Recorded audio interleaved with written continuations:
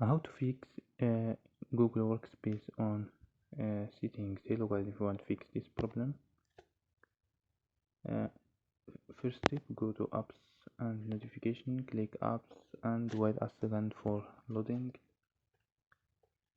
So search sheets and go to force stop and click OK, and go to storage and click clear cache and restart your phone.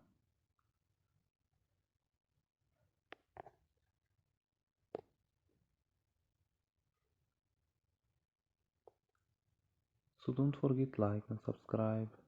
Bye.